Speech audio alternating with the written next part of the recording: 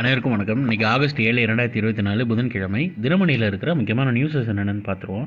Headlines என்ன கொடுத்துருக்காங்கன்னா, வங்கதேச நிலவரம் இந்தியா தீவிர கண்காணிப்பு, மத்திய அமைச்சர் எஸ் ஜெய்சங்கர்னு தெரிவிச்சிருக்காங்க. வங்கதேச நிலவரத்தை குறிப்பாக சிறுபான்மையினர் நிலையை இந்தியா தீவிரமாக கண்காணித்து வருகிறது.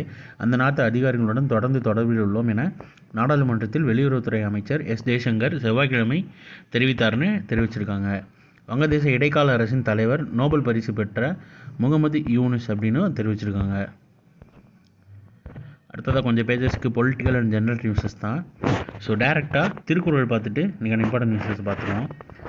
முறைப்பட சூழ்ந்தும் முடிவு இலவே செய்வர் திறப்பாடு இல்லாதவர், செயல்களை முடிக்கும் திறன் இல்லாதவர், முன்னே முறையாக எண்ணி வைத்திருந்தும் செய்யும் போதும் குறையானவைகளையே செய்வர் அப்படின்னு அமைச்சு அப்படின்ற அதிகாரத்தில் திருவள்ளுவர் சொல்லியிருக்காரு.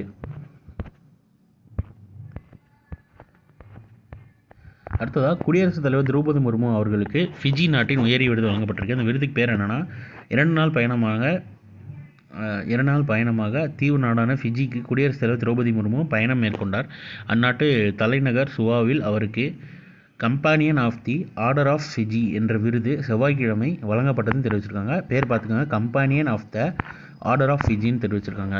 அடுத்ததாக ஆயுதப்படையினருக்கு ஜிபிஎஸ் வசதியுடன் பிரத்யேக காலனி இந்தூர் ஐஐடி உருவாக்கம்னு தெரிவிச்சிருக்காங்க. ஆயுதப்படை வீரர்களின் பாதுகாப்பு மற்றும் செயல்திறனை அதிகரிக்கும்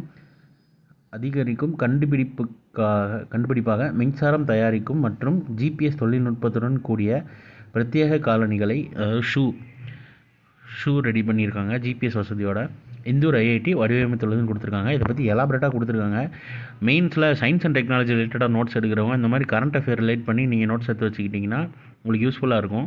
தேவைப்பட்டால் ஸ்க்ரீன்ஷாட் எடுத்துக்கோங்க, நாளை பின்ன நோட்ஸ் எடுக்கிறப்போ உங்களுக்கு தேவைப்படலாம்.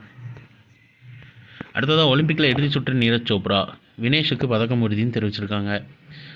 பாரிஸ் ஒலிம்பிக் போட்டியில் இந்தியாவின் நம்பிக்கை நட்சத்திரமாக இருக்கும் ஈட்டி எறிதலில் நீரஜ் சோப்ரா இறுதிச் சுற்றுக்கு முன்னேறியிருக்கிறார். 2வது ஒலிம்பிக் பதக்கத்துக்கு இலக்கு வைத்திருக்கும் அவர் அதையும் தங்கமாக வென்றெடுக்கும் எதிர்பார்ப்பு இந்தியர்களிடம் உள்ளது. மகளிர் மல்யுத்தத்தில் இந்தியாவின் வினேஷ் போகட் இறுதி சுற்றுக்கு முன்னேறி புதிய சாதனை படைத்து பதக்கத்தை உறுதி செய்தார். அவருக்கான 3000 மீட்டர் ஸ்டீபிள் சேசிஸ் அவினாஷ் சேப்பிலும் இறுதிச் சுற்றுக்கு முன்னேறி சாதனை படைத்துள்ளார். போட்டியின் 11வது நாளான செவ்வாய்க்கிழமை இந்தியாவுக்கு சிறப்பாக அமைந்ததுன்னு கொடுத்துருக்காங்க.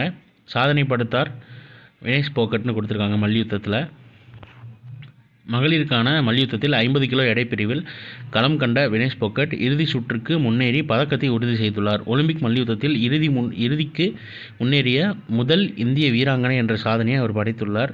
ஒலிம்பிக் மல்யுத்தத்தில் இந்தியாவுக்கு தற்போது 8வது பதக்கம் உறுதியாகியுள்ளதுன்னு தெரிவிச்சிருக்காங்க.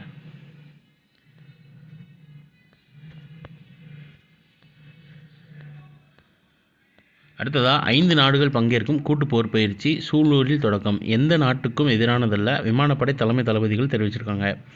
கோவை மாவட்டம் சூலூரில் 5 நாடுகள் பங்கேற்கும் கூட்டு போர் பயிற்சி தொடங்கும் நிலையில் இந்த பயிற்சி எந்த ஒரு நாட்டுக்கும் எதிரானதல்ல என்று இந்திய விமானப்படை தலைமை தளபதி VR சௌத்ரி, ஜெர்மனிய விமானப்படையின் தலைமை தளபதி அவர் பேர் கொடுத்துருக்காங்க ஆகியோர் கூறினர். India, Spain, France, Britain, Germany ஆகிய நாடுகளின் விமானப்படை கூட்டு போர் பயிற்சி தரங் சக்தி என்ற பெயரில் சூலூரில் செவ்வாய்க்கிழமை தொடங்கியது. இந்த பயிற்சி ஆகஸ்ட் 14ஆம் தேதி வரை நடைபெறுகிறதுன்னு தெரிவிச்சிருக்காங்க. ஸோ இன்றைக்கான இம்பார்ட்டன்ட் நியூஸஸ் அவ்வளோதான். இது ஒரு ஷார்ட்டட் வெர்ஷன் தான். 1 மினிட் கரண்ட் அஃபேர் நம்ம சேனலில் இருக்குது, வேணும்னு யூட்டிலைஸ் பண்ணிக்கோங்க. ஸோ மேலும் நியூஸில் சந்திப்போம். தேங்க்யூ.